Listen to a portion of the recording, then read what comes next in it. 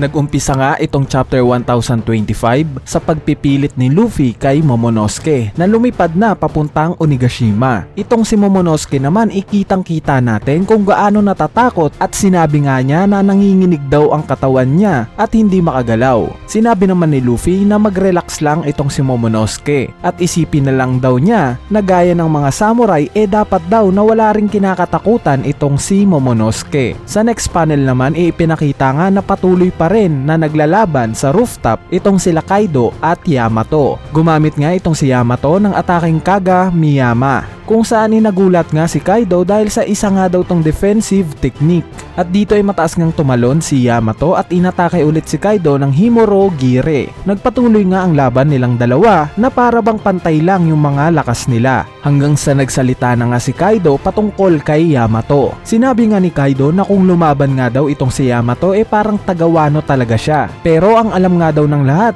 anak niya si Yamato. Kaya kahit anong gawin pa nga daw ni Yamato still hindi daw siya ikukonsidera ng mga tagawano na isa sa kanila. Sinagot naman ni Yamato si Kaido na manahimik ka, ano naman kung hindi ako tagawano. Sinabi naman ni Kaido na binuno daw ni Yamato yung buong buhay niya na tinatakbuhan siya paikot sa isla ng Wano, at dahil nga daw yan sa mag-isa lang siya. Bale ang pinopoint dito ni Kaido mag-isa lang si Yamato na nabubuhay sa Wano nang walang kakilala, at lahat maaalala siya bilang ama ng pinakamasamang nilalang na napadpad ng Wano. Kaya naman yung mga taga-Wano nga hindi daw siya kikilalanin na isa sa kanila. Sinabi naman ni Yamato na mali nga daw si Kaido dahil nagkaroon nga daw siya ng mga kaibigan sa Wano. At dito nga pinakita sa background si Ace na alam naman natin na nakilala niya 3 years ago. At pati na rin yung mga mabubuting tao sa iba't ibang parte ng Wano na binibigyan siya ng pagkain. Pero ang sukli pala ng pagiging mabait kay Yamato pinapapatay ni Kaido. Sa next panel naman sinabi nga ni Kaido na yung pagiging mabait daw ng mga tao kay Yamato pawang kasinungalingan lang, dahil takot nga daw yung mga tao kay Yamato at dapat nga daw wag ikumpara ni Yamato yung sarili niya sa mga tao. Sa sumunod na page naman bumalik na nga tayo sa scene nila Luffy at Momonosuke. Sa sobrang takot nga ni Momonosuke at syempre dahil sa gusto rin niyang makatulong kay Luffy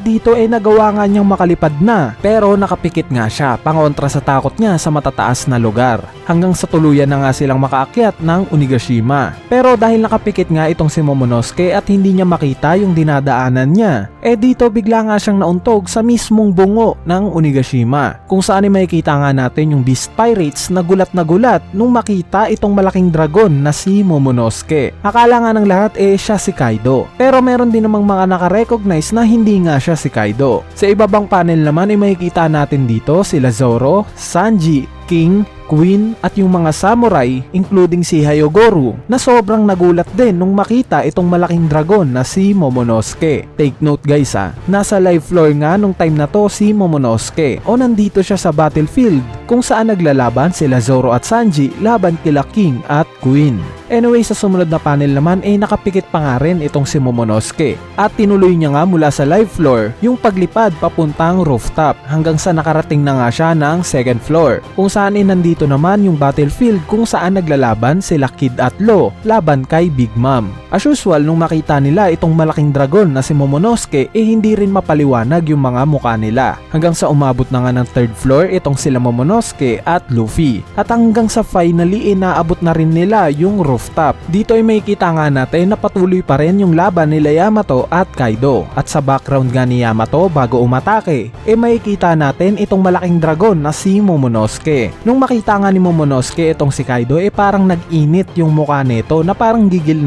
na patayin si Kaido. Kaya naman bigla ngang sinugod ni Momonosuke si Kaido. Si Luffy naman nung makita si Kaido bigla tong nag-transform into Gear 4 Snake Man, at habang papaatake na nga itong si Yamato ng White Snake Rush kay Kaido bigla tong sinabayan ni Luffy ng Jet Culverin, at dito sabay ngang tumama kay Kaido yung mga atake nila Yamato at Luffy. Sa next panel naman bumalik nga kaagad sa base form si Luffy, at dito nakita na rin siya ni Yamato at sinabing finally daw nakabalik na ng ligtas itong si Luffy. Kaya ngayon kampante na siya. Pero ang pinagtataka nga nitong si Yamato nung makita niya yung napakalaking dragon na kulay peach. Pero na-realize rin naman niya na si Momonosuke to. Sa kabilang banda naman ay nagulat nga itong si Kaido at hindi nakilala yung malaking dragon na si Momonosuke. Pati na rin si Luffy nung makita ni Kaido nagulat to dahil akala nga niya tuluyan niya nang napatay si Luffy. At sa huling panel nga ng chapter na to tinanong ni Kaido kung sino daw ba itong dragon na to. Bali bigla ngang sumabat si Luffy at sinabihan si Kaido na kahit ano pa daw ang ginawa sa kanya ni Kaido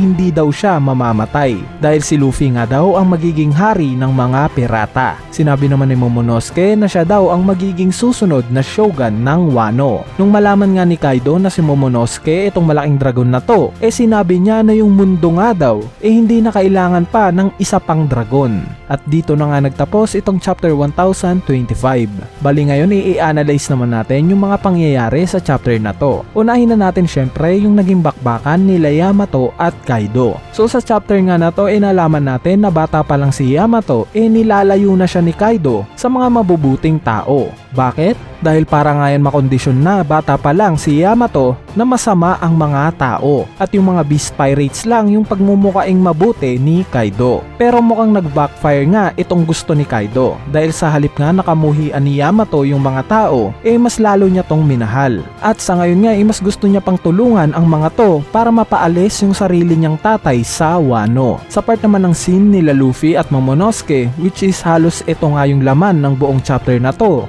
nakita nga natin na kahit takot itong si Momonosuke sa matataas na lugar, kahit papano pinilit niya pa ring makalipad. Yes, nandito na tayo sa point na halos nagkakamatayan na yung mga tao sa magkabilang panig, sa side ng beast pirates at sa side ng mga samurai. Pero dahan-dahan ngang pinaparealize sa atin ni Oda ngayon na worthy na maging susunod na shogun ng Wano itong si Momonosuke. Kumbaga pinipilit ni Momonosuke na punan yung mga kulang pa sa kanya. Sa part naman ng mabilisang pagtatransform ni Luffy from Snake Man to base form, gaya nga ng sinabi ko sa mga nakaraang videos natin, sign lang to na na-master na ni Luffy yung Gear 4 niya. Dahil kung maaalala nyo nga nung time na unang magamit ni Luffy yung Gear 2 niya at Gear 3, diba parang ang dami pang setup ni Luffy bago niya ibato yung mga atake na to. Pero nung dumating na nga yung Gear 4 kay Luffy, sobrang dali na lang gamitin ni Luffy yung mga dati niyang gear gaya ng Gear 2 at Gear 3. So itong pinapakita ni Oda na mabilis ang paggamit ni Luffy ng transformation niya sa Gear 4, naniniwala akong sign lang to na malapit nang ipakita sa atin ni Oda yung susunod na gear na Gear 5. Anyway, sa part naman ng paghaharap ulit nila Kaido at Luffy, may katanungan lang ako para sa inyo. Sa tingin nyo ba, itong ikatlong paghaharap ba nila Luffy at Kaido ang final na laban ng dalawang to? O tingin nyo matatalo ulit si Luffy at magkakaroon pa ng final battle sa dalawang to? Bali kung may idea kayo, i-comment nyo na lang yan sa ating comment section sa ibaba para mapag-usapan natin yan.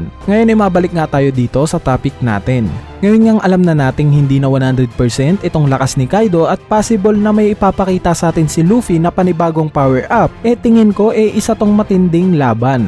Laban na papatunayan ni Luffy kay Kaido na siya talaga ang susunod na magiging hari ng mga pirata. Bali dito na nga nagtatapos itong chapter review natin para sa chapter 1025. Yung susunod na chapter naman, which is yung chapter 1026, lalabas next week pa. Since manga break nga next week. So yun lang. Peace.